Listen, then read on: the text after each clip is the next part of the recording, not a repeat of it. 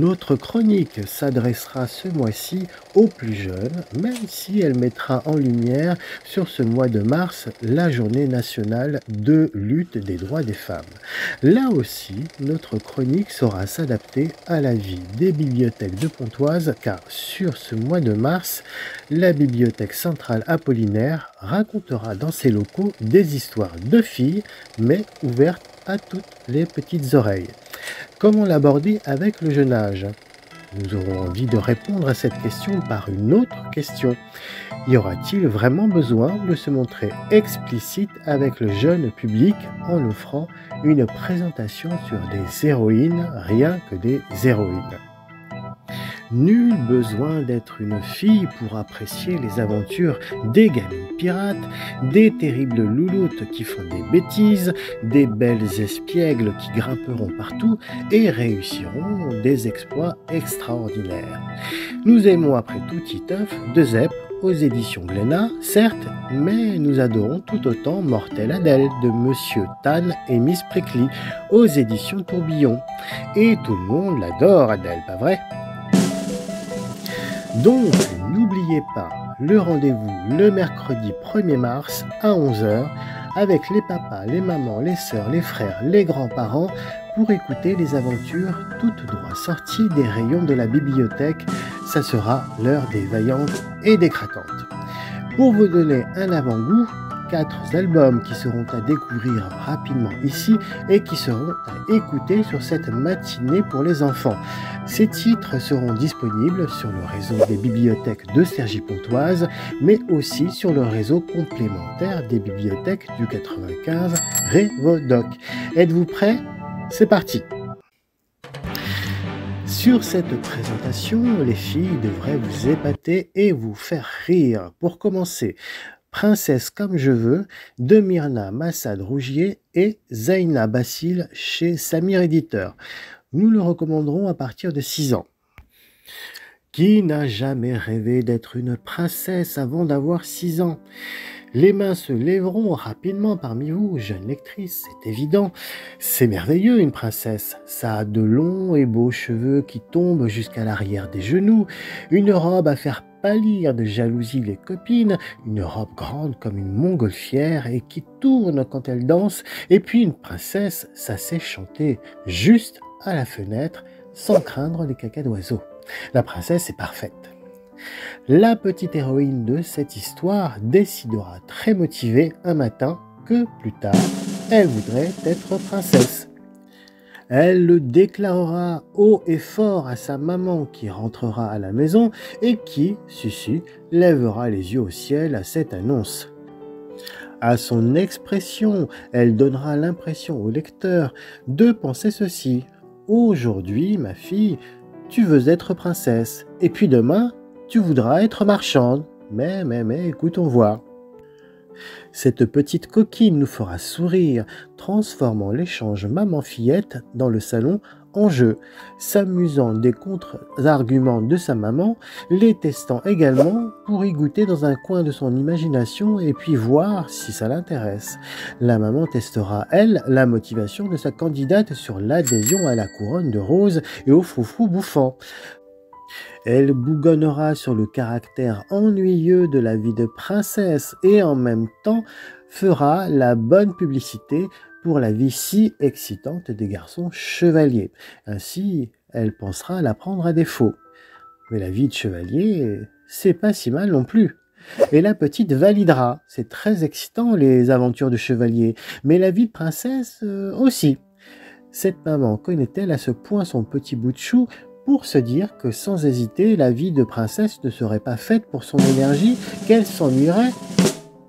Nous constaterons pendant qu'elles échangent que l'enfant est très remuante, acrobate, n'est pas princesse qui veut, mais notre héroïne semblera dire qu'elle peut être une princesse acrobate si elle le décide, et même plus d'ailleurs, et pourquoi pas chevalier-princesse. Nous vous laisserons découvrir la suite et la chute de l'histoire, c'est évidemment amusant. Cette petite est une chipie à vouloir absolument contredire la logique de sa maman.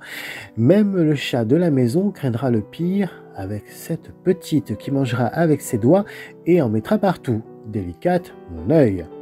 Mais il est vrai, elle peut être ce qu'elle veut finalement. C'est une enfant.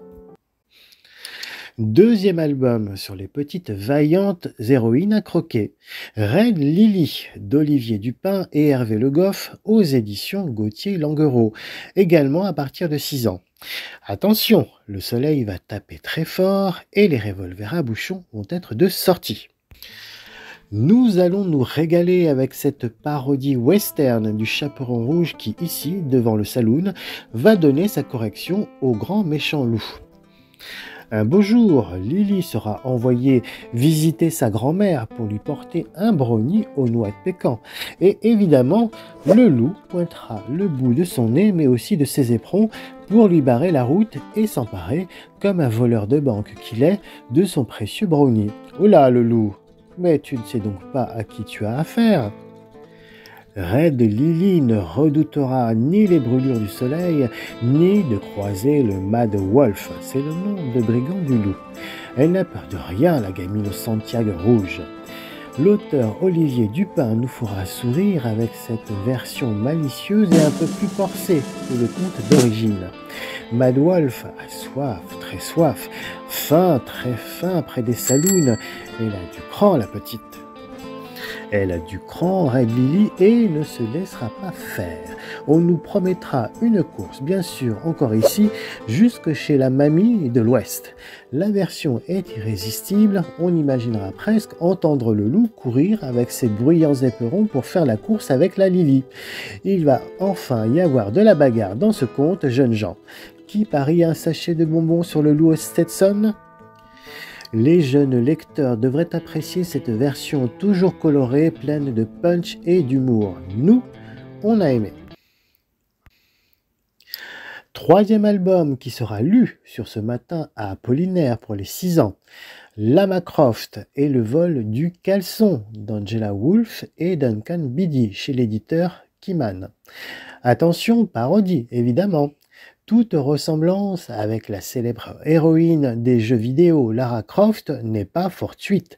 Avec son imperméable saillant, il ne manquerait plus qu'un grand chapeau pour passer incognito et jouer à la voleuse de l'animé toute vêtue de rouge, Carmen Sandiego.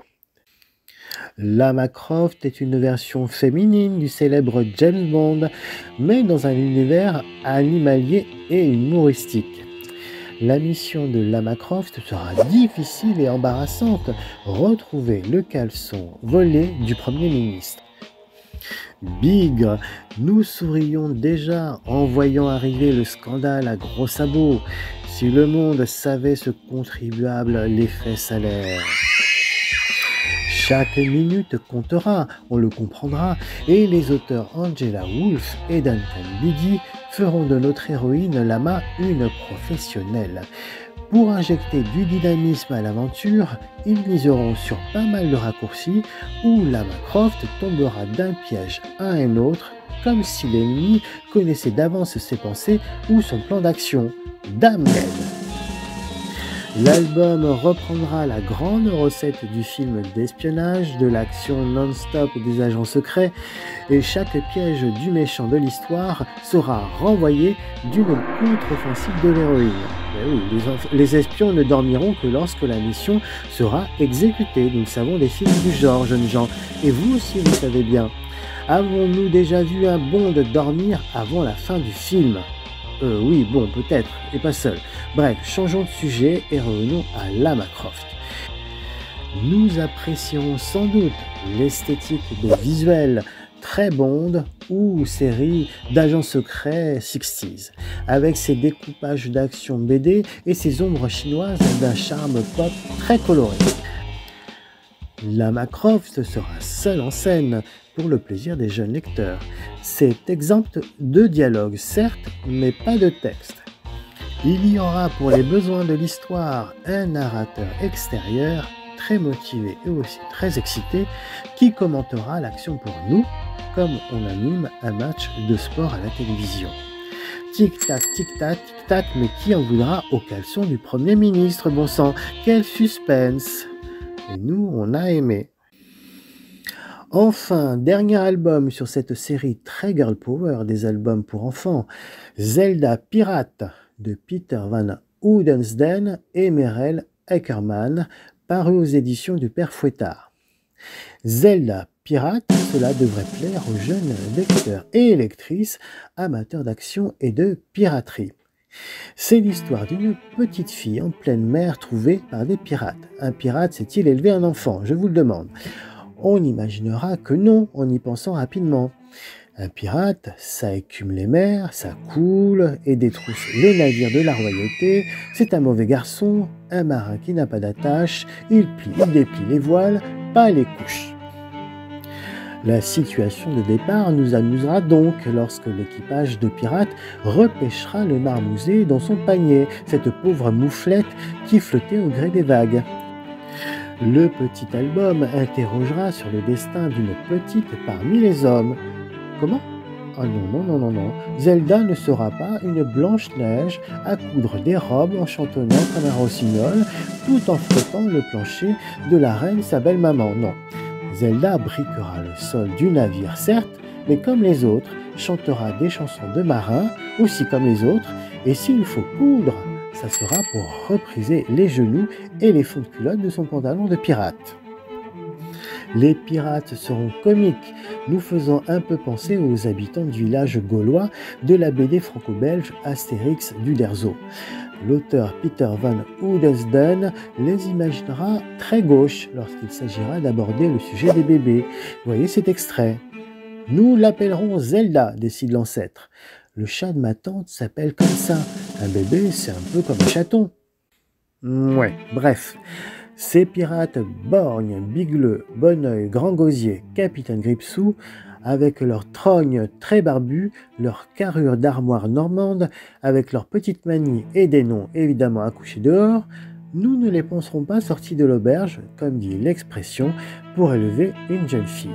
Toutefois, la graine sera peut-être plantée toute seule sur le bateau. L'illustratrice Merel Eckermann développera en fond une esthétique girly et gothique de pirate chic. Eh ben oui, il y a une fille à bord. Zelda grandira et en plus, elle sera une force de la nature et une forte personnalité. Trop forte peut-être. Les jeunes lecteurs pourront se poser la question, sera-t-elle un garçon manqué, cette petite Zelda, ou bien sa nature de fille la poussera-t-elle à réclamer des goûts plus précieux, plus tendres plus tard? Il y aura beaucoup de mauvaises manières chez Zelda, mais il y aura aussi de la tendresse.